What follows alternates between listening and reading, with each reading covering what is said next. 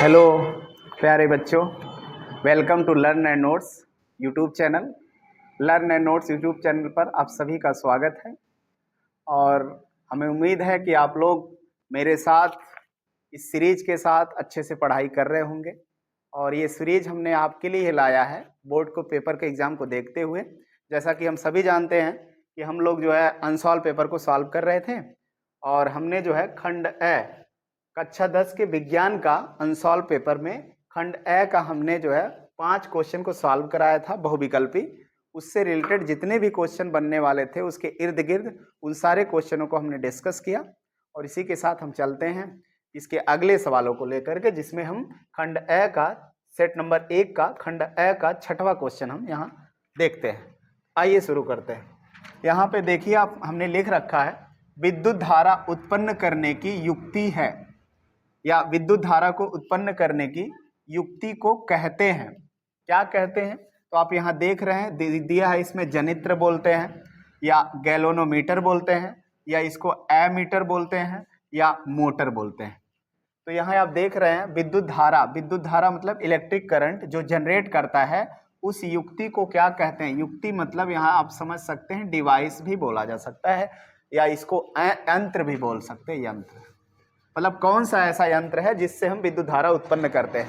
तो यहाँ पे देख रहे हैं गैल्वेनोमीटर, ये तो होगा नहीं क्योंकि ये विद्युत धारा को मापने का यंत्र है। गैल्वेनोमीटर जो धारा को मापा जाता है। एमीटर जो विद्युत धारा ये बताता है किसी भी सर्किट के अंदर कितनी विद्युत धारा चलती है, और विद्युत धारा को मापने का यंत्र है एमीटर। तो ये आंसर नहीं है हमारा, ये भी आंसर नहीं है हमारा। मोटर तो आप जान रहे हैं मोटर क्या होता है, ये मोटर लगा होता है जो विद्युत को जो है वो करता है। तो ये मोटर नहीं है, आपका ऑप्शन नंबर ए जाएगा जो कि जनित्र है। ये आपका यहाँ पे आंसर नंबर ए जो है जनित्र के रूप में आएगा। ठीक है, तो हमारा आंसर क्या आ जाएगा? हमारा आंसर आएगा जनित्र। मोटर नहीं होगा, एमीटर नहीं होगा, गैल्वेनोमीटर नहीं होगा, हमारा जो है यहाँ पे क्या आएगा? जनित्र आएगा। जनित्र मतलब होता है जनरेटर। क्या होता है ये? जनरेटर। आप जैसा देखे होंगे शादी विवाह में जितने भी जनरेटर आते हैं जो करंट हमारे घरों में बिजली लाता है, वो जनरेटर स्टार्ट करने के बाद उसमें करंट उत्पन्न होता है। तो विद्युत धारा की युक्ति कौन सी है? तो आप जनरेटर लिख सकते हैं। जनरेटर को हिंदी में जनित्र कहते हैं। ठीक है, हमें उम्मीद है कि आपको ये सवाल अच्छे से क्लियर हुआ होगा। तो आइए हम अगले क्वेश्चन को देखते हैं, जिसमें क्वेश्चन नंबर 7 है। निम्नलिखित में से कौन किसी लंबे विद्युत धारा मापी तार के निकट चुंबकीय क्षेत्र का सही वर्णन करता है? तो यहाँ पे सवाल दिया हुआ है कि निम्नलिखित में से किसी लंबे विद्युत धारा मापी तार के निकट चुंबकीय क्षेत्र का सही वर्णन करता है। तो आप देखेंगे यहाँ ऑप्शन नंबर ए दिया हुआ है। चुंबकीय क्षेत्र की क्षेत्र रेखाएं तार के लंबवत होती हैं, चुंबकीय क्षेत्र की क्षेत्र रेखाएं तार के समांतर होती हैं, विद्युत क्षेत्र की क्षेत्र रेखाएं त्रिज्यीय होती हैं, चुंबकीय क्षेत्र की संकेंद्रीय क्षेत्र रेखाओं का केंद्र तार होता है। तो यहाँ पे कौन सा ऑप्शन जाएगा? तो देखिए यहाँ चुंबकीय क्षेत्र की क्षेत्र रेखाएं तार के लंबवत होती हैं, तो ये तो होगा नहीं। तार के बोल रहा है जो वायर है उसके परपेंडिकुलर है, तो ये नहीं होगा। चुंबकीय क्षेत्र की क्षेत्र रेखाएं तार के समांतर होती हैं। समांतर मतलब ये आप देख रहे हैं पैरेलल बोल रहा है, ये भी नहीं होगा। और विद्युत क्षेत्र की क्षेत्र रेखाएं त्रिज्यीय होती हैं, ये रेडियस बोल रहा है, ये भी नहीं होगा। आपका चुंबकीय क्षेत्र की संकेंद्रीय क्षेत्र रेखाओं का केंद्र तार होता है। ऑप्शन नंबर आपका डी जाएगा। तो आप यहाँ देख सकते हैं कि कोई भी यहाँ पे तार है, इस तार में यदि हम इस तार में धारा प्रवाहित कराएं, यहाँ पे यदि हम धारा प्रवाहित कराएं तो आप देखोगे इसके चारों ओर, इस तार के चारों ओर कुछ दूरी तक इसका प्रभाव होगा, जिसको हम चुंबकीय क्षेत्र कहते हैं। और इस क्षेत्र के अंदर यदि कोई अन्य चीज इस क्षेत्र के अंदर आ रही है तो इसके अंदर ये मैग्नेट का काम करेगी, तो इसको बोलते हैं हम चुंबकीय क्षेत्र। और इस क्षेत्र के अंदर सपोज दैट ये तार है, इस तार का ये केंद्र है, ये केंद्र को यहाँ पे डिफाइन करेगा। और यही बोला है कि चुंबकीय क्षेत्र की संकेंद्रीय क्षेत्र रेखाओं का केंद्र तार होता है। तो इसका सेंटर हम यहीं से दिखाएंगे और इसलिए इस क्वेश्चन का आंसर ऑप्शन नंबर डी जाएगा। आप यहाँ से देख पा रहे हैं। तो 7वें क्वेश्चन का नंबर ऑप्शन नंबर डी जाएगा। ठीक है, तो इसी के साथ हम अगले क्वेश्चन पे देखेंगे, ध्यान दिए।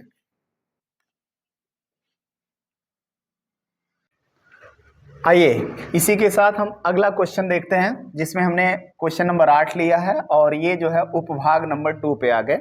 खंड अ के जितने भी बहुविकल्पी प्रश्न यहाँ पे दिए गए थे उसको हमने सॉल्व कर लिया, जो कि ज्यादातर फिजिक्स के क्वेश्चन थे, भौतिक विज्ञान थे हाई स्कूल में। और यहाँ से आप देख रहे हैं, यहाँ से आपका रसायन विज्ञान स्टार्ट होता है, रसायन विज्ञान, इसको हम केमिस्ट्री बोलते हैं, और यहाँ से यह शुरू हो रहा है। आइए देखते हैं। 1 बिलियन लाल लिटमस को नीला करता है, इसका पीएच मान है, या इसका पीएच मान दिया है, संभव है।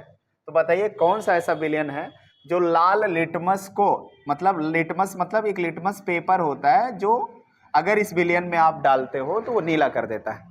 तो आप देख रहे हैं इसका प्रैक्टिकल भी अगर आप करे होंगे, आपके टीचर्स लोग बताए भी हों, है ना।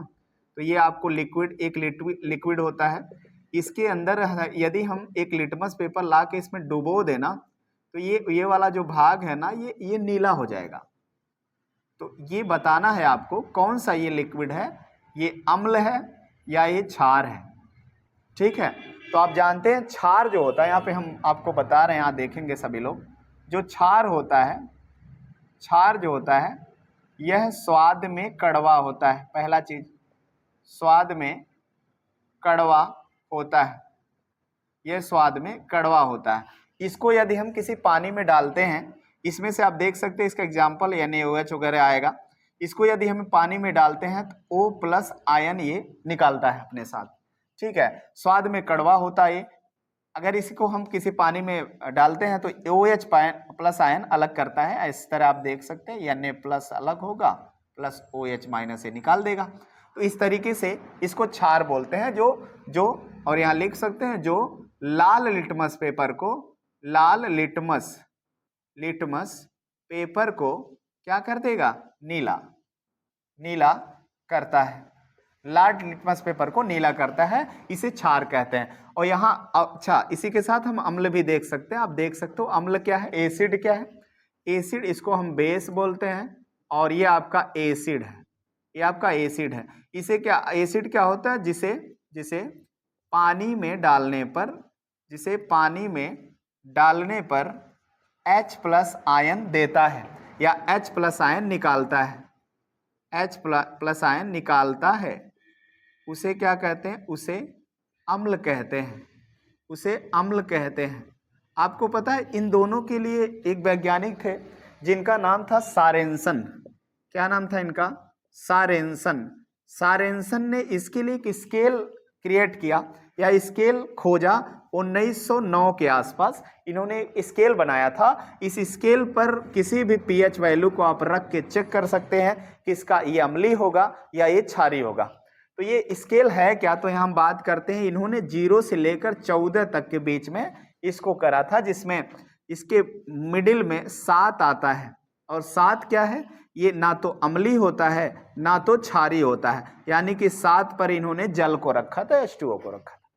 तो यहाँ से इन्होंने इसका अनुमान लगाया कि इसके नीचे आने वाले जितने भी पॉइंट्स हैं वो सब अम्लीय होते हैं, इसके ऊपर आने वाले जितने पॉइंट आएंगे वो सब क्षारीय होते हैं। इसको OH से डिनोट करते हैं, इसको H+ से नोट करते हैं। यहाँ से आप 1 देख सकते हो, 2 देख सकते हो, 3, 4, 5, 6 तक, और इसके 7 के बाद 8 देख सकते हो, 9, 10, 11, 12, 13, 14। तो आप देख रहे हैं अगर 7 से ऊपर वैल्यू आए, इस स्केल पर रखने पर किसी भी लिक्विड का मान यदि 7 से ऊपर आ रहा है तो क्या होगा, वो क्षारीय होगा। यदि 7 से नीचे आएगा तो अम्लीय होगा, जिसमें आप देख सकते हैं पेशाब जो होता है, पेशाब का pH लगभग 6 के बराबर होता है, मिल्क का pH लगभग 6 के बराबर होता है ना।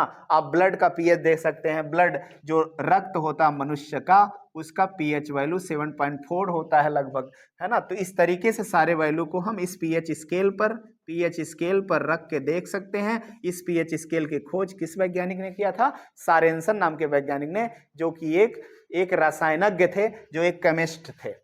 ठीक है, तो इस तरीके से इन्होंने जो है इसका आविष्कार किया। तो हमने जो है इस क्वेश्चन को अच्छे सॉल्व कर लिया। यहाँ देख सकते हैं 1 बिलियन लाल लिटमस को नीला करता है, उसका pH बताइए। तो आप बताएं जुरा, 7 से ऊपर जाने पर जितने भी वैल्यू आते हैं वो सब क्षारीय होते हैं, तो यहाँ एक ही ऑप्शन दिया है 8। ये तो होगा नहीं, ये अम्लीय में आएगा, ये भी अम्लीय में आएगा, ये भी अम्लीय में आएगा, तो आपका ऑप्शन नंबर डी जाएगा, इसका आंसर 8 आएगा। ठीक है, इस तरीके से इसका आंसर क्या आएगा, ऑप्शन नंबर डी जाएगा। ठीक है, आइए हम इसी के साथ जो दूसरा क्वेश्चन है इसका दूसरा क्वेश्चन मीन्स यहाँ पे आप 9 नंबर का क्वेश्चन लिख सकते हैं। यहाँ दिया हुआ है जिंक चूर्ण पर, क्या है, जिंक चूर्ण पर तनु सल्फ्यूरिक अम्ल की क्रिया से कौन सी गैस निकलती है। ये भी आपका प्रैक्टिकल ही है, ये भी आपका प्रैक्टिकल है, लैब में आपको आपके टीचर्स लोग कराए होंगे, है ना, जिसमें एक जिंक लेते हैं, जिंक जो कि सॉलिड अवस्था में है, प्लस इसके अंदर हमको क्या मिलाना है, H2SO4। आपको पता है H2SO4 एक्वा फॉर्म में होता है, एक्वा फॉर्म में होता है। ठीक है ना, जिंक जो होता है, जिंक का एक चूर्ण लो या जिंक लो, इसमें H2SO4 मिलाते हैं। H2SO4 क्या होता है, सल्फ्यूरिक अम्ल। आप जान रहे हैं इसको सल्फ्यूरिक अम्ल हम कहते हैं। जब कभी भी जिंक में सल्फ्यूरिक अम्ल मिलाते हैं तो ये करेगा क्या, जिंक यहाँ से निकलेगा, SO4 को लेकर के क्या हो जाता है, अलग हो जाता है, तो यहाँ पे जिंक सल्फेट बनाता है और प्लस बचेगा क्या, इसमें से देखिए आप H2 बाहर आएगा और ये H2 क्या है, हाइड्रोजन। ये H2 क्या बनेगा, हाइड्रोजन। इस तरीके से इसमें से कौन सी गैस बाहर निकलती है, तो हाइड्रोजन गैस बाहर निकलती है। आप देख सकते हैं ऑप्शन नंबर ए में दिया O2, ऑक्सीजन नहीं होगा, क्लोरीन नहीं होगा, कार्बन डाइऑक्साइड नहीं होगा, तो H2 मतलब हाइड्रोजन गैस इसमें से बाहर निकल रही है, जो कि आप देख पा रहे हैं यहाँ पे। इस तरीके से यहाँ पे आपका एक्सप्लेनेशन यहाँ पे दिया हुआ। ठीक, आइए इसी के साथ क्वेश्चन नंबर 10 को हम देखते हैं। यहाँ पे दिया हुआ 10वां क्वेश्चन आप देख रहे हैं, एल्काइन का सामान्य सूत्र होता है। एल्काइन का सामान्य सूत्र क्या होता है, CnH2n, या बी नंबर ऑप्शन दिया है CnH2n+2, सी नंबर दिया है CnH2n-2 एंड डी नंबर का दिया है CnH2n+2। आइए हम इसको समझते हैं। देखिए एक चीज होता है, आप केमिस्ट्री में पढ़े होंगे, हाइड्रोकार्बन। क्या होता है हाइड्रोकार्बन, तो आप जान रहे हैं इसमें दो चीजें, एक तो हाइड्रोजन है, हाइड्रो मतलब हाइड्रोजन, और कार्बन मीन्स क्या होता है, कार्बन श्रृंखला समूह, है ना। तो ऐसा यौगिक जिसमें हाइड्रोजन और कार्बन दोनों हो, मतलब CH4 आए, इसको हम हाइड्रोकार्बन बोलते हैं। मतलब कार्बन भी हो हाइड्रोजन भी हो, हम इसको हाइड्रोकार्बन बोलते हैं। आप जानते हो हाइड्रोकार्बन 2 प्रकार के होते हैं, हाइड्रोकार्बन 2 प्रकार के होते हैं। एक होता है खुली श्रृंखला वाले हाइड्रोकार्बन, और एक होता है क्या, बंद श्रृंखला। आप जानते हो खुली श्रृंखला को हम एलिफैटिक बोलते हैं। आप देख रहे हैं यहाँ पे, खुली श्रृंखला को हम यहाँ पे एलिफैटिक बोलते हैं, एलिफैटिक, और बंद श्रृंखला को हम एरोमेटिक बोलते हैं, एरोमेटिक कहते हैं। और खुली श्रृंखला जो होता है, जो एलिफैटिक होता है, ये 3 प्रकार का होता है यहाँ पे। इसी में आता है आपका एल्केन और एल्काइन। तो यहाँ देख पा रहे हैं आप, पहला इसमें आता है एल्केन, इसी में आता है दूसरा पार्ट एल्कीन, और इसी का जो तीसरा वाला पार्ट है वो होता है एल्काइन। अब ये क्या होता है, इसको हम समझते हैं। एल्केन का मतलब ऐसा यौगिक जिसमें सिंगल बॉन्ड हो, मतलब कार्बन की वह श्रृंखला जिनके बीच में सिंगल बॉन्ड हो, और दूसरा कार्बन की वह श्रृंखला जिसमें डबल बॉन्ड हो, कार्बन की वह श्रृंखला जिसमें ट्रिपल बॉन्ड हो, उसको एल्काइन बोलते हैं। इसको हम क्या बोलेंगे, एल्काइन। ठीक है, एल्केन में सिंगल बॉन्ड आता है, मीन्स कार्बन के बीच में जब सिंगल बॉन्ड हो तो उसको एल्केन बोलेंगे। जब कार्बन के बीच डबल बॉन्ड हो उसको एल्कीन बोलेंगे। जब कार्बन के बीच में ट्रिपल बॉन्ड हो तो उसको हम एल्काइन बोलते हैं। और इसके लिए जो फार्मूला होता है आप जानते हो, H2n+ कितना हो जाएगा, H2n+2 होता है इसका। और यहाँ देख पा रहे हैं CnH2n होता है, 2 की कमी हो गई। फिर यहाँ पे देखेंगे CnH2n-2 हो जाएगा, ये वाला CnH2n-2 हो जाएगा। तो आप इस तरह देख सकते हैं, ये एल्केन का फार्मूला है, ये आपका एल्कीन का फार्मूला है, और ये वाला जो आपका एल्काइन का फार्मूला है। अब आइए इस सवाल पर आते हैं। तो यहाँ पे दिया है एल्काइन का सामान्य सूत्र होगा, हमको एल्काइन पूछा है, और एल्काइन के लिए कौन सा ऑप्शन जाएगा आप बताएं? CnH2n-2, ऑप्शन नंबर सी जाएगा। आप यहाँ देख पा रहे हैं क्या हो गया? ठीक है, तो हमारा जो ऑप्शन इसमें जाएगा CnH2n-2, जो कि हमने इसका एक्सप्लेनेशन आपको यहाँ से किया हुआ। आप यहाँ से अच्छे से इसका नोट्स बनाएंगे, क्योंकि इसके साथ साथ इससे इर्द गिर्द आने वाले सारे क्वेश्चन आपका इसमें कवर हो गया, जिसमें आपको एल्केन भी पूछ सकता है, एल्कीन भी पूछ सकता है, या एल्काइन भी पूछ सकता है, जो कि हमने यहाँ पे एक्सप्लेन किया हुआ। चलिए आगे देखते हैं। इसके अगला जो क्वेश्चन है एल्डिहाइड का, आप यहाँ देख पा रहे हैं, एल्डिहाइड का प्राकार्यात्मक समूह है। एल्डिहाइड का प्राकार्यात्मक समूह है, आप पढ़े होंगे उसमें ग्रुप, कौन सा समूह किस ग्रुप में आता है, जिसमें आप OH देखते हैं, OH। तो आप यहाँ देख पा रहे होंगे, आपने पढ़ा होगा OH जो होता है ये कौन सा समूह में आता है? तो ये आपका एल्कोहल आता है।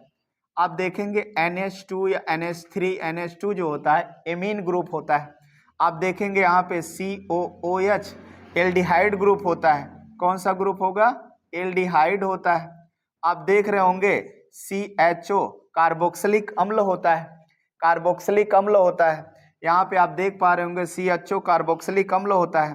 तो यहाँ पे हाँ कार्बोक्सिलिक अम्ल होता है, यहाँ पे CHO जो होता है, यहाँ पे COH कार्बोक्सिलिक अम्ल होता है। एल्डिहाइड जो होता है CHO ग्रुप होता है। तो आप बताएं एल्डिहाइड इसमें से कौन सा आएगा?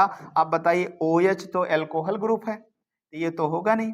आप यहाँ देखेंगे C कार्बन की 4 संयोजकताएं होती हैं, जो कि यहाँ दे रखा है, बस सिंपल दिया है, कार्बन की 4 वैलेंसी 1 2 3 4, तो ये होगा नहीं। आप इसको देखें, इसमें जो दिया है COOH, ये जो होगा ये क्या आ जाएगा? ये कार्बोक्सिलिक अम्ल है। ये जो है ना, इसको कार्बोक्सिलिक अम्ल बोलते हैं, इसको कार्बोक्सिलिक अम्ल बोलते हैं, और ये आपका कार्बोक्सिलिक अम्ल होगा।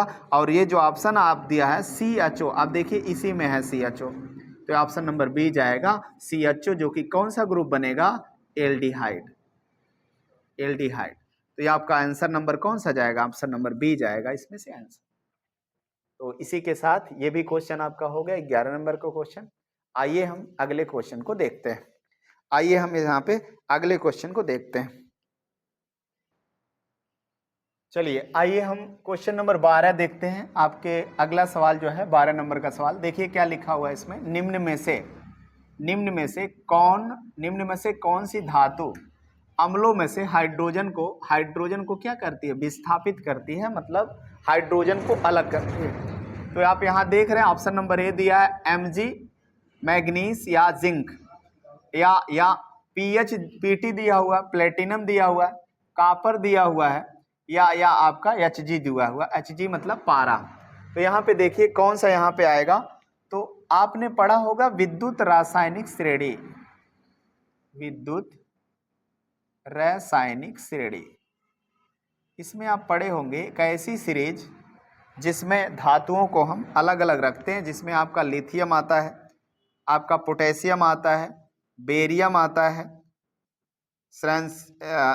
SR आता है, Ca आएगा, Na आएगा, सोडियम, Mg आता है, एल्युमिनियम आता है, फिर यहाँ पे Mn आता है, जिंक आता है, Cr आएगा, Cd आएगा, CO आएगा। ये सीरीज ऐसे जा रही है, CO आएगा। आप देख रहे हैं यहाँ पे Na आएगा, निकिल आता है, यहाँ पे Sn आता है, Pb आता है, हाइड्रोजन आता है, हाइड्रोजन आएगा, कॉपर आएगा, Hg आता है, Hg आता है, Ag आता है, Pt आता है, इसमें Au आता है। ये एक श्रेणी है जिसको हम विद्युत रासायनिक श्रेणी कहते हैं, जो हमने यहाँ लिख रखा। ये क्रम है श्रेणी का। तो जो ऊपर वाले धातु हैं और हाइड्रोजन से ऊपर आने वाले जितने धातु हैं ये काफ़ी सक्रिय होते हैं, अकॉर्डिंग टू नीचे जितने भी यहाँ पे धातुएं दे रखी है वो बहुत ज़्यादा सक्रिय होते हैं। इसीलिए धातु, अगर हम किसी के साथ इन धातुओं को मिलाते हैं ना, तो बहुत तेज़ी से सक्रिय होते हैं। इस कारण ये बहुत तेज़ी से रिएक्शन करते हैं। तो आप यहाँ देख पा रहे हैं, ये बोला है सवाल, कौन सी धातु को अम्लों से हाइड्रोजन विस्थापित करते हैं।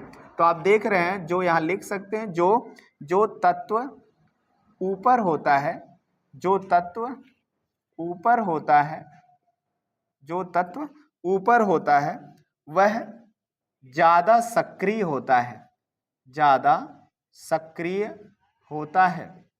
जो तत्व ऊपर होता है वह ज़्यादा सक्रिय होता है और यह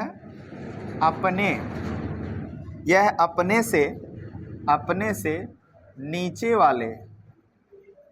वाले तत्वों को, अपने से नीचे वाले तत्वों को विस्थापित कर देता है, विस्थापित कर देता है।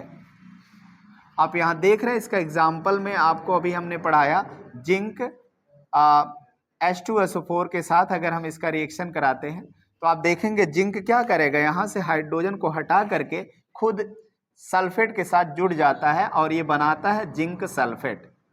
इसको क्या बोलेंगे, जिंक सल्फेट। और इसमें से क्या निकालेगा, हाइड्रोजन गैस बाहर कर देता है।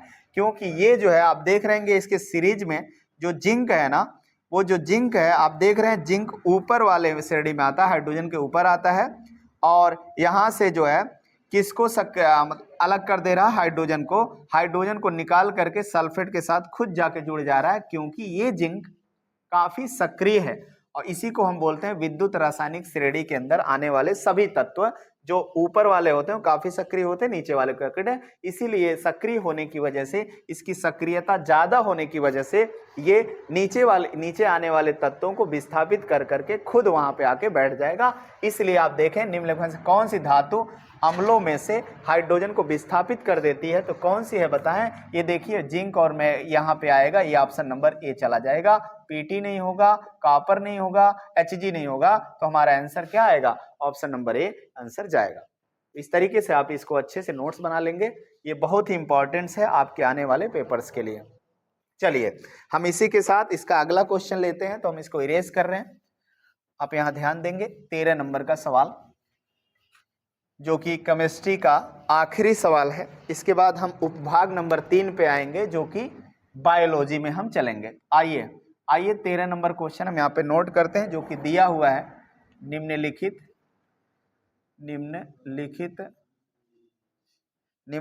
में से किस यौगिक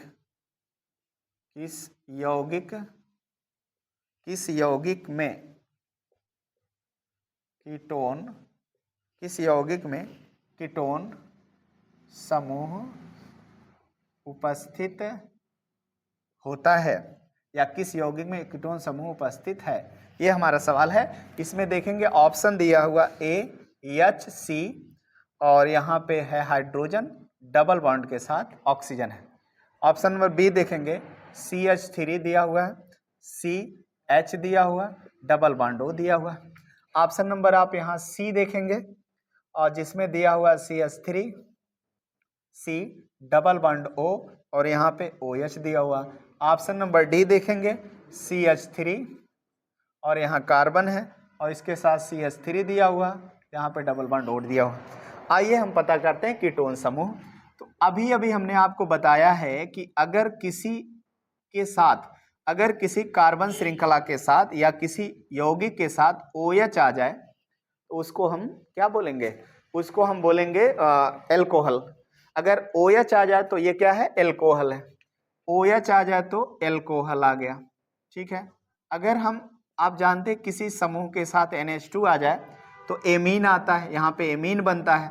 और यदि हम COOH आ जाए तो इसको हम कार्बोक्सिलिक अम्ल कहते हैं। क्या बोलेंगे, कार्बोक्सिलिक अम्ल कहते हैं। अगर आपका CHO आ जाए तो इसको हम एल्डिहाइड कहते हैं, अब आते हैं कीटोन पर। आप जानते हो कीटोन क्या होता है, कीटोन में CO आता है, इसके इस साइड एल्किल ग्रुप, इस साइड एल्किल ग्रुप होता है, और एल्किल ग्रुप का मतलब एक कार्बन की श्रृंखला का समूह होता है, कार्बन की श्रृंखला होती है। अब आप इसमें बताएं, एक कार्बन है O है, इसके साथ यहाँ कार्बन की श्रृंखला जुड़ी रहेगी जिसको एल्किल ग्रुप बोलते हैं, इधर भी कार्बन श्रृंखला जुड़ी रहेगी। तो आप देखिए CO है, यहाँ पे हाइड्रोजन हाइड्रोजन है इसलिए नहीं होगा। CH3 है, यहाँ कार्बन है ऑक्सीजन है, चलिए ठीक है, यहाँ CH3 है हाइड्रोजन है, ये भी नहीं होगा। आप CH3 देखेंगे, CO है, OH आ गए तो एल्कोहल वाला आ गया तो ये नहीं होगा। CH3 CO, ये ऑप्शन जाएगा। मतलब आपका CO है बीच में, इधर CH3 है, इधर CH3 है, तो इसी को हम कीटोन बोलते हैं। ये क्या है? कीटोन है, ठीक है ना। तो ऑप्शन नंबर डी आ जाएगा, ये इस तरीके से आपका हो जाएगा, ठीक है। इसी के साथ एक केमिस्ट्री का जो है आखिरी क्वेश्चन हमारा हो गया कंप्लीट। अब हम आएंगे बायोलॉजी के क्वेश्चनों पर। आइए दोस्तों, हम 13 क्वेश्चन को हमने सॉल्व कर लिया था इसके पिछले वाले भाग में, और हम इसमें अगले पार्ट में स्टार्ट करते हैं क्वेश्चन नंबर 14, उपभाग नंबर 3 का क्वेश्चन नंबर 14 से हम शुरू करते हैं, जिसमें आप देख सकते हैं यहाँ पे दिया हुआ है, मानव में निम्न में से कौन उत्सर्जन तंत्र से संबंधित है। निम्न में से कौन उत्सर्जन तंत्र से संबंधित है। जैसा कि आप सभी जानते हैं उत्सर्जन तंत्र क्या होता है, तो हम यहाँ आपको उत्सर्जन तंत्र,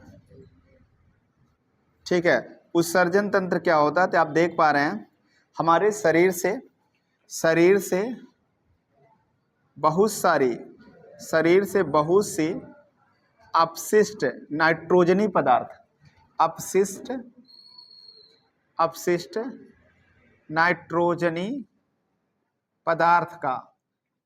नाइट्रोजनी पदार्थ का बाहर निकलना क्या कहलाता है? उत्सर्जन कहलाता है।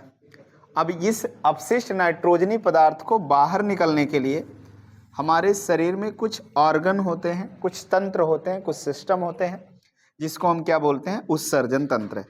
और उत्सर्जन तंत्र हमारे शरीर का मुख्य उत्सर्जन तंत्र है, आप समझते होंगे। इसमें किडनी आता है जिसको हम वृक्क बोलते हैं, तो यहाँ पे आप देख सकते हैं इसका ऑप्शन नंबर डी दिया हुआ, जो कि हमारा राइट आंसर है। ऑप्शन नंबर डी इसमें आएगा। मानव में निम्न से कौन उत्सर्जन अंग है, तो इसमें से सबसे मुख्य उत्सर्जन है किडनी। हालांकि और भी उत्सर्जन अंग होता है, जिसमें आप देखते हैं स्किन होता है, स्किन भी होता है जो हमारे शरीर से वेस्ट पसीने को बाहर निकालता है, ठीक है। तो और सारे अंग यहाँ पे होते हैं, आप देखेंगे तो फेफड़ा भी होता है, फेफड़ा से भी कुछ अपशिष्ट पदार्थ बाहर निकलते हैं, जिसमें से कार्बन डाइऑक्साइड को भी हम बाहर लेते हैं, फेफड़े से ऑक्सीजन भी हम रक्त में भेजते हैं। तो यहाँ पे जो है ये ऑप्शन नंबर डी जाएगा। बाकी आप अमाशय देख सकते हैं, अमाशय क्या होता है? जो कि पाचन के लिए जिम्मेदार होता है। अमाशय पाचन के लिए जिम्मेदार होता है। प्लीहा आप देखेंगे, स्प्लीन बोलते हैं इसको, जो प्लीहा यहाँ पे प्रतिरक्षी प्रणाली, प्लीहा जो है प्रतिरक्षी प्रणाली और रक्त स्पंदन का काम करता है। रक्त स्पंदन, प्रतिरक्षी प्रणाली और रक्त निस्पंदन से संबंधित है, ये प्लीहा होता है। बाकी आपको पता है हृदय क्या है? हृदय जो है हमारे शरीर में ब्लड को पंप करता है, जो ब्लड को हमारे शरीर में रक्त को करो यार, किसका फोन है? एक मिनट नंबर है। आइए हम अगले क्वेश्चन की तरफ चलते हैं, जिसपे हमने 13 क्वेश्चन को सॉल्व कर लिया था। अगला आप देखेंगे 14 नंबर का क्वेश्चन। तो यहाँ पे देखते हैं, मानव में निम्न में से कौन उत्सर्जन तंत्र से संबंधित है। उत्सर्जन तंत्र आपको पता है, उत्सर्जन तंत्र क्या होता है? हमारे शरीर में बहुत सारी अपशिष्ट पदार्थ जो वेस्ट होता है वो बनता है शरीर में, जिसमें आप देखेंगे अमोनिया होता है, जिसमें यूरिया होता है, यूरिक अम्ल होता है। और आप जानते हैं इसका अगर शरीर में कहीं इकट्ठा होगा तो हमारे लिए बहुत ही हानिकारक होता है, और इसको शरीर से बाहर निकलना बहुत ज़रूरी है। और इसका काम कौन करता है? तो ये उत्सर्जन तंत्र करता है। वो एक सिस्टम होता है जिसके तहत ये बाहर निकलता है, और इसके अंदर कुछ ऑर्गन यहाँ पे वर्क करते हैं। तो हम देखते हैं आप उत्सर्जन तंत्र क्या होता है। शरीर में बनने वाले अपशिष्ट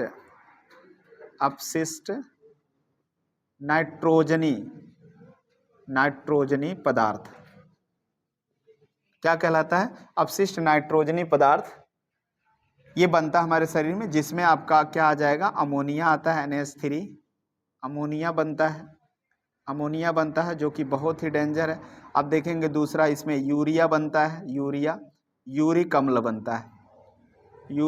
बनता है। अब ये वेस्ट हमारे शरीर से बाहर निकलना बहुत ही जरूरी है। इसके लिए शरीर में कुछ ऑर्गन है जो इसको बाहर निकालते हैं, जिसमें सबसे मुख्य जो हमारा अंग है, उत्सर्जन अंग है, इसमें आपकी किडनी आती है। किडनी जो हमारे शरीर में यूरिया अमोनिया को बाहर निकालता है, ये किडनी। और यहाँ आप देख रहे हैं मानव में निम्न में से कौन उत्सर्जन अंग से संबंधित है? सबसे अच्छा ऑप्शन आपका जो है डी जाएगा। इसका आंसर, राइट आंसर होगा डी, वृक्क होगा। बाकी आप देख सकते हैं अमाशय क्या है? ये आपका पाचन तंत्र से संबंधित है, पाचन से संबंधित है। बाकी आप प्लीहा देख सकते हैं, तो प्लीहा क्या होता है? प्रतिरक्षा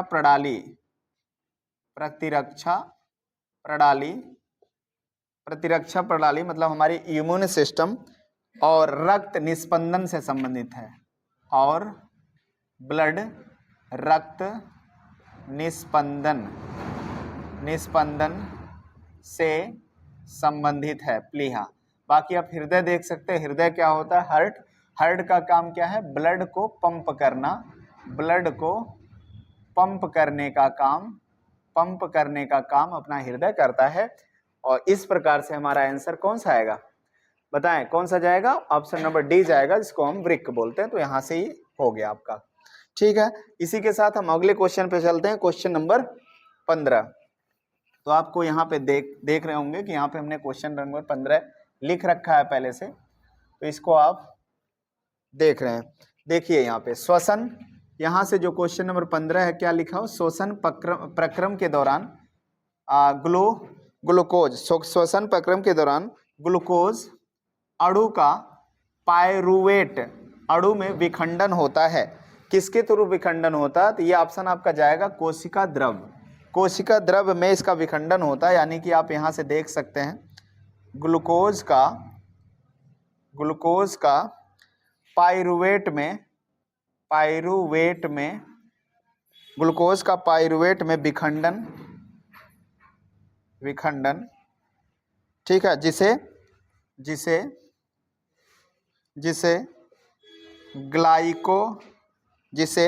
ग्लाइकोलाइसिस कहते हैं, लाइसिस कहा जाता है या कहते हैं, जिसे ग्लाइकोलाइसिस कहते हैं। यह कोशिका द्रव्य में होता है।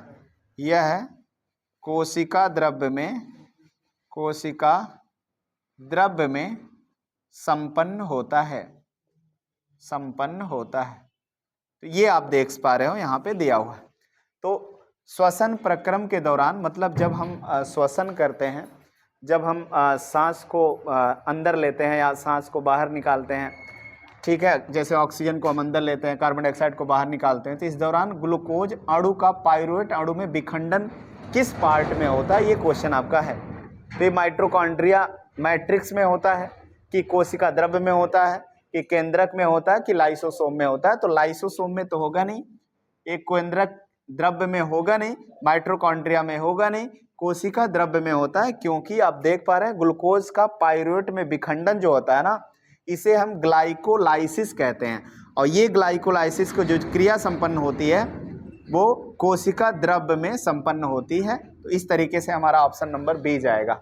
चलिए ठीक है, तो इस तरीके से हमारा जो है ऑप्शन नंबर बी जाएगा। और इसी के साथ हम अगला क्वेश्चन लिखते हैं 16 नंबर। हमें उम्मीद है कि आपको ये अच्छे से समझ में आया होगा। तो हम लोग चलते हैं अगले प्रश्न पर। चलिए हम अगले क्वेश्चन पे चलते हैं। क्वेश्चन नंबर 16 आप देखेंगे यहाँ पे जीवों में अपने कायिक भाग से नए जीव के निर्माण की क्षमता को कहा जाता है। अब देख पा रहे हैं कायिक भाग मीन्स क्या होता है, उसके किसी एक अंग से नए जीव बनना, और इस पूरे प्रोसेस को हम बोलते हैं पुनरुद्ध भवन। पुनरुद्ध भवन आप देख पा रहे हैं यहाँ पे क्या बोला है क्वेश्चन में कि जीवों के कायिक भाग से नए जीव का निर्माण होना क्या कहलाता है, पुनरुद्ध भवन। इसको हम रीजनरेशन बोलते हैं। क्या बोलेंगे, रीजनरेशन, रीजनरेशन कहते हैं। बाकी आप विखंडन देख ही पा रहे हैं यहाँ पे, विखंडन क्या होता है, विखंडन क्या होता है, फ्रेगमेंटेशन है ना, फ्रेगमेंटेशन इसको बोलते हैं हम, फ्रेगमेंटेशन। बाकी अब मुकुलन क्या होता है यहाँ पे देख पा रहे हैं, बडिंग, बडिंग प्रक्रिया। और बाकी खंडन तो आपको पता ही होगा, है ना। तो इस प्रकार से यहाँ पे जीवों में अपने कायिक भाग से नए जीव के निर्माण की क्षमता को क्या कहते हैं, पुनरुद्ध भवन। पुनरुद्ध भवन यानी कि यदि यहाँ से पुनरुद्ध भवन की अगर हम देख पा रहे हैं इसकी डिफिनेशन, पुनरुद्ध भवन किसे कहते हैं या रीजनरेशन किसे कहते हैं, किसी कारणवश यदि जीव छत बिछत होकर के नए जीव का निर्माण करता है तो उसको हम पुनरुद्ध भवन कहते हैं। यहाँ लिख सकते हैं जब जीव किसी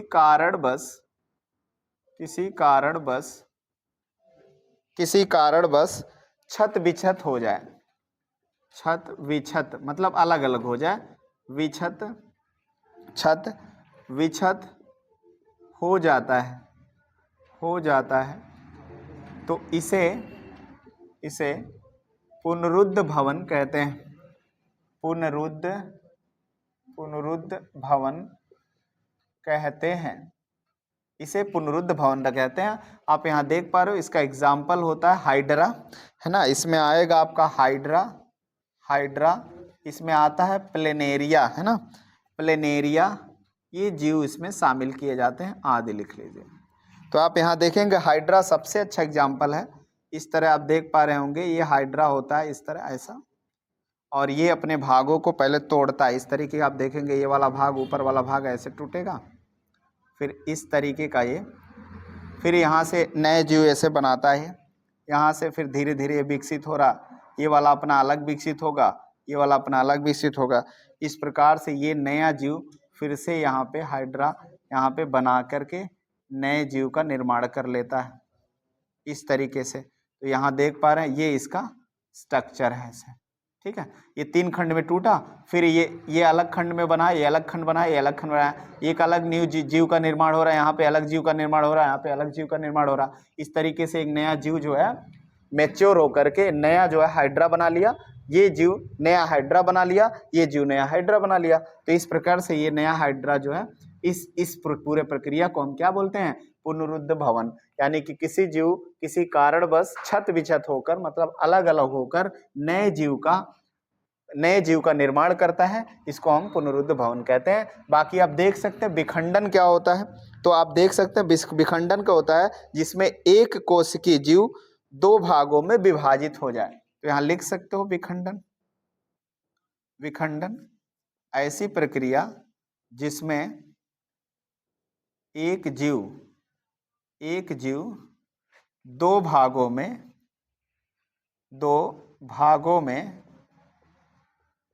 विभाजित हो जाता है, 2 भागों में टूट जाता है, इसको हम विखंडन कहते हैं। और इसमें आप यह विधियाँ 2 प्रकार से संपन्न होती है, जिसमें द्विविखंडन होता है और द्विविखंडन, और इसमें बहुखंडन आते हैं। यह 2 प्रकार से होता है, एक द्विविखंडन होता है, या इसी में एक आता है क्या, बहुखंडन, मतलब बहुत सारे टुकड़ों में टूट जाएगा, बहुखंडन में ये आ जाएगा। इसका एग्जाम्पल होगा, आप देख सकते हैं इस एग्जाम्पल में सबसे अच्छा एग्जाम्पल यहाँ देख पा रहे हैं, अमीबा होता है, पैरामीशियम होता है, अमीबा पैरामीशियम। तो आप देखेंगे अमीबा ऐसे होता है इस तरीके का, इसकी कोई फिक्स शेप नहीं होती। आप जानते हैं अमीबा एक कोशिकीय जीव होती है। तो ये यहाँ से देखेंगे, यहाँ से बढ़ाएगा खुद को, अब बढ़ा करके अलग नए जीव का निर्माण कर लेता है। इस तरीके से अमीबा करता है। ऐसे आप देखेंगे पैरामीशियम भी इस तरीके से करता है। पैरामीशियम जो कुछ इस शेप में होता है, पैरामीशियम देख पा रहे हैं यहाँ पे, ये पैरामीशियम है, और ये आप देख पा रहे हैं ये अमीबा है, ये आपका पैरामीशियम है। ये दोनों क्या करते हैं, ये दोनों विखंडन करते हैं, अपने जीव को आगे ले जाने के लिए खुद को क्या करते हैं, खुद को तोड़ करके नए जीव बनाते हैं, और इसको हम क्या बोलते हैं, विखंडन। ये हो गया आपका। इसी तरीके से मुकुलन होता है, बडिंग प्रक्रिया, जिसको हम मुकुलन बोलते हैं। जनक के शरीर पर एक वृद्धि करके एक नए कली के रूप में विकसित हो जाना क्या कहलाता है, मुकुलन कहलाता है। इसमें हाइड्रा भी आता है। इसका एग्जाम्पल आप देख पा रहे होंगे, तो यहाँ पे हाइड्रा भी आएगा। मुकुलन, अगला जो आपका मुकुलन, यहाँ आप देख सकते हैं, बडिंग को हम समझा रहे हैं, तो मुकुलन में क्या होता है, जनक के शरीर से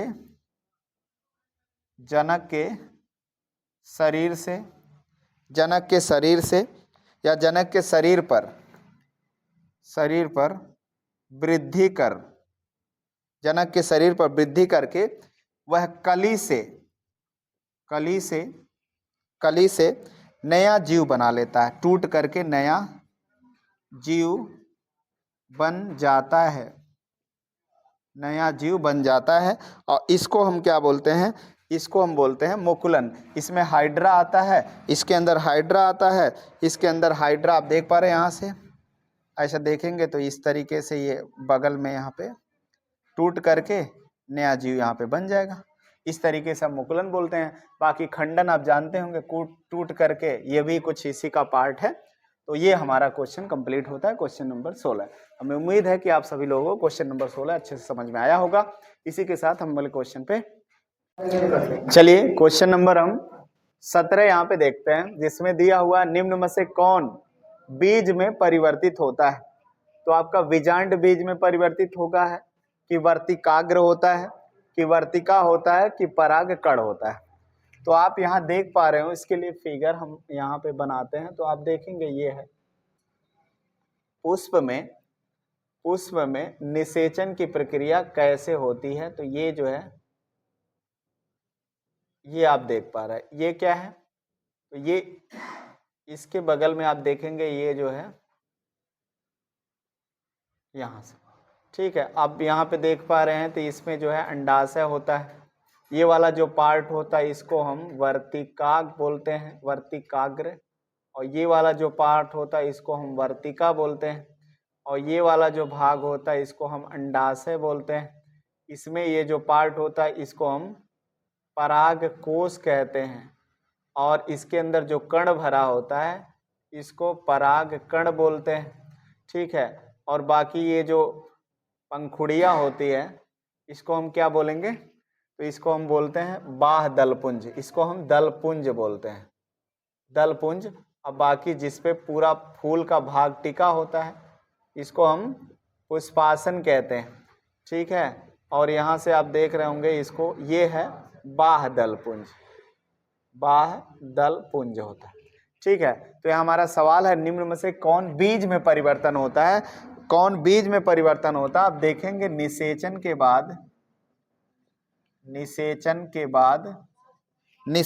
बाद फूल बीजांड में, निषेचन के बाद फूल बीजांड में विकसित होकर बीज बनता है, बीजांड में विकसित होकर बीज बनाता है। ये हो गया आपका बीजांड, यहाँ पे आंसर आएगा। और यहाँ पे देख पा रहे होंगे, जबकि अंडाशय फल में परिवर्तित होगा, जबकि यहाँ आप देख पा रहे होंगे अंडाशय जो होता है, ये अंडाशय ये फल में बनता है, फल में परिवर्तित होता है, अंडाशय फल में परिवर्तित होता है। बस यहाँ देख पा रहे निषेचन के बाद फूल किस में बदल रहा है, बीजांड में विकसित होकर बीज बनाता है और अंडाशय फल बनाता है, ठीक है। तो हमारा क्वेश्चन जो है ये कंप्लीट होता है। निम्न में से कौन बीज में परिवर्तित होता है, तो बीजांड होता है। बाकी वर्तिकाग्र नहीं होता, और वर्तिकाग्र में जो है परागकण यहाँ पे आते हैं और यहाँ से वर्तिका से होकर के ये सीधा अंडाशय में गिर जाते हैं। बाकी ये वर्तिका जान ही रहे आप, परागकण क्या होता है, जहाँ से परागकण जो कि यहाँ से परागकोश से परागकण निकल करके इसमें आते हैं, जिसके कई सारे माध्यम होते हैं, जिसमें आपने पढ़ा होगा क्या, हवाओं द्वारा परागण, है ना। हवाओं द्वारा परागण, पक्षियों द्वारा परागण, जंतुओं द्वारा परागण, जल द्वारा परागण, ये सब आपने पढ़ा होगा, तो इसको हमने यहाँ पे एक्सप्लेन किया। ठीक है, अब आते हैं क्वेश्चन नंबर 18 पर। क्वेश्चन नंबर 18 आप देख रहे हो, इसमें क्या क्या दिया हुआ है। डीएनए का वह भाग जिसमें किसी प्रोटीन संश्लेषण के लिए सूचना होती है। तो सूचना जो होती है, जो एक पीढ़ी से दूसरी पीढ़ी में ट्रांसफर होता है ना, उसको आप यहाँ पे देख पा रहे हैं। वो लक्षण होता है कि जीन होता है, कि जीनोटाइप होता है, कि एलील होता है। तो आप देख रहे हैं लक्षण तो होगा नहीं, एलील होगा नहीं, जीनोटाइप होगा नहीं, इसका जीन होता है। जीन में भाग जिसमें किसी प्रोटीन संश्लेषण के लिए जो सूचना इकट्ठा होती है, जो कलेक्ट होती है, वो किस में होता है? जीन में। और जीन ही क्या करता है? एक पीढ़ी से दूसरी पीढ़ी में उसको ले जाने का काम करता है। ये यहाँ पे जीन आपका ऑप्शन जाएगा, बाकी ये सब सारे ऑप्शन कैंसिल हो जाएंगे। तो हमारा 18 नंबर का जो ऑप्शन नंबर बी इसका सही आंसर हो जाएगा। ठीक है, आइए हम क्वेश्चन नंबर 19 पे चलते हैं, जिसमें दिया हुआ है निम्न में से कौन एक कृत्रिम परितंत्र का उदाहरण है। कृत्रिम मतलब आप जानते होंगे, इसको बोलते हैं हम क्या? कृत्रिम मतलब क्या होता है? आर्टिफिशियल, है ना। ये परितंत्र का उदाहरण है, आर्टिफिशियल एनवायरनमेंट के रूप में आप यहाँ पे देख पा रहे हैं। क्या है इसमें? कृत्रिम रूप से जो बनाया जाता है। कृत्रिम क्या होता है? जो मानव निर्मित हो। मानव निर्मित कौन सा है बताइए? घास स्थल? नहीं, घास तो स्वयं उगते हैं, जो एक नेचुरल है। घास की प्रक्रिया, घास का स्वयं का उगना एक नेचुरल प्रोसेस है। तो ये तो ऑप्शन जाएगा नहीं, इसलिए ऑप्शन नंबर ये कैंसिल होता है। बी में आप आते हैं वन आप देख ही रहे हैं, वन स्वयं में निर्भर होता है, स्वयं ये जो है उगता है, जिसमें गवर्नमेंट और सारे लोग इसको जो है इसके लिए अपनी योजना चलाते हैं, जिसके थ्रू ये वन को रक्षण के लिए यूज करते हैं। तो ये तो होगा नहीं। मरुस्थल भी स्वयं उगता है, मरुस्थल भी स्वयं ही बनता है, ठीक है ना, जिसमें डेजर्ट वगैरह यूज होते हैं। बहुत सारे ये मरुस्थल बन जाते हैं जब बहुत सारा हीट, गर्मी पड़ने के दौरान जो है, जो वो होते हैं, वो मरुस्थल में कन्वर्ट हो जाते हैं। ठीक है, बाकी आप देख रहे हैं लास्ट नंबर का ऑप्शन, ये हमारा आंसर जाएगा, जो ऑप्शन नंबर डी है। जो ऑप्शन नंबर डी है, तो आंसर ये नहीं होगा, ये नहीं होगा, ये नहीं होगा। मानव निर्मित कृत्रिम भूमि जो होती है, कृत्रिम परितंत्र होती है, जो इसमें हम इंसान खेत को जोत करके या उसमें खाद पानी के द्वारा उसको जो है उसको उपयोगी बनाते हैं अपने फसल के लिए। तो ऑप्शन नंबर डी इसका आंसर जाएगा। ठीक है,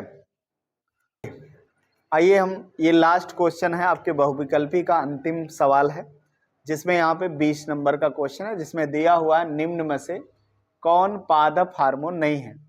तो आप जानते हैं हार्मोन क्या होता है? हार्मोन मतलब होता है, यहाँ देखेंगे आप, हार्मोन किसे कहते हैं? तो हार्मोन का मतलब होता उत्तेजना पैदा करने वाला, उत्तेजना पैदा करने वाला। ठीक है, तो हार्मोन क्या होता है? हार्मोन एक ऐसा रसायन है, हार्मोन ऐसा रसायन जो शरीर की क्रियाओं को करने के लिए जिम्मेदार होता है। शरीर में जितनी भी क्रियाएं होती हैं, जैसे मान लीजिए आप, जो शरीर की क्रियाओं के लिए जिम्मेदार होता है, जिसमें आप देखेंगे बहुत सारे हार्मोन हमारे शरीर में रिलीज होते हैं, जिसके कारण हम उस वर्क को कर पाते हैं। जैसे मान लीजिए यहाँ देखेंगे, टेस्टिस से टेस्टोस्टेरोन हार्मोन निकलता है। टेस्टिस से, मनुष्य के बॉडी में आप देखेंगे, टेस्टिस से कौन सा हार्मोन निकलेगा? टेस्टोस्टेरोन, ठीक है ना, टेस्टोस्टेरोन हार्मोन निकलता है, जो एक व्यक्ति जब वो बड़ा हो रहा होता है, तो 10 से 11 साल या 12 साल या 13 साल की एज में ये रिलीज होता है, जिससे उसके शरीर पर, उसके चेहरे पर दाढ़ी, मूंछ या बाल का उगना होता है। तो ये हार्मोन है। आप देखेंगे हार्मोन निकलने के लिए हमारे शरीर में बहुत सारे ऑर्गन होते हैं, जिसमें आप यहाँ देखेंगे तो थायराइड ग्लैंड से थायरॉक्सिन हार्मोन निकलता है। उसके जस्ट नीचे आएंगे तो और भी सारे ऑर्गन हैं, जहाँ से बहुत सारे हार्मोन रिलीज होते हैं। आप देखेंगे स्टमक के अंदर, स्टमक के जस्ट बगल में यहाँ पे मिश्रित ग्रंथि होती है, जिसको हम जो है अग्नाशय कहलाता है। अग्नाशय ग्रंथि, ठीक है। और ये ग्रंथि हमारे यहाँ से हार्मोन निकालते हैं। कौन सा hormone? Insulin. Insulin hormone release करता है जो ब्लड में शुगर की मात्रा को कंट्रोल करेगा। इस तरीके से बहुत सारे हमारे शरीर में ग्रंथियां पाई जाती है जो हार्मोन को स्रावित करने के लिए जिम्मेदार होती हैं। आप देखेंगे हमारे ब्रेन के अंदर पीयूष ग्रंथि होती है, पिट्यूटरी ग्लैंड्स होती है, जो जहां से 13 हार्मोन 13 से 16 हार्मोन यहाँ से रिलीज होते हैं। पीयूष ग्रंथि से 13 हार्मोन रिलीज होते हैं, ठीक है। और इसी प्रकार से हार्मोन का काम क्या है? उत्तेजना पैदा करने वाला, जो कि हमारे क्रियाओं को करने में मदद करता है। तो आप देख रहे हैं यहाँ पे पूछा है क्वेश्चन क्या, निम्न में से कौन पादप हार्मोन नहीं है? तो आप देखेंगे ऑक्सिन हार्मोन, ऑक्सिन हार्मोन एक पादप हार्मोन है ना। और आप देखेंगे साइटोकाइनिन हार्मोन एक पादप हार्मोन है। और आप देखेंगे जिब्रेलिन एक पादप हार्मोन है, और जिसका काम क्या है? जिब्रेलिन का काम क्या है? तने की लंबाई और बीजों के तने की लंबाई और बीजों के अंकुरण में मदद करता है। अंकुरण में मदद करता है, ये जिब्रेलिन है। बाकी आप ऑक्सिन देख लें, ये भी पादप हार्मोन है। तो ऑक्सिन का काम है कोश की वृद्धि करता है, ये कोश की पादपों में कोश की वृद्धि करता है। कौन हार्मोन? ऑक्सिन हार्मोन कोश की वृद्धि करता है। साइटोकाइनिन क्या है? ये कोशिका को विभाजन करेगा, कोशिकीय विभाजन करता है। अब बाकी हमारा थायरॉक्सिन जो है, ये थायरॉक्सिन पादप हार्मोन नहीं है, जबकि ये थायरॉक्सिन कहाँ से निकलेगा? मनुष्य के थायराइड ग्लैंड से निकलता है। थायराइड ग्रंथि से थायरॉक्सिन नामक हार्मोन निकलता है, जो कि एक पादप हार्मोन नहीं है। ये एक मनुष्य में निकलने वाला हार्मोन है जो कि थायराइड ग्लैंड से निकलता है। इस तरीके से हमारा बहुविकल्पी के सारे क्वेश्चन कंप्लीट होते हैं। और इसी के साथ हम अगला सेगमेंट लेके आएंगे, जिसमें हम सारे क्वेश्चनों को उसका डेफिनेशन सहित उसको सॉल्व कराएंगे आपके अगले पार्ट में, ठीक है।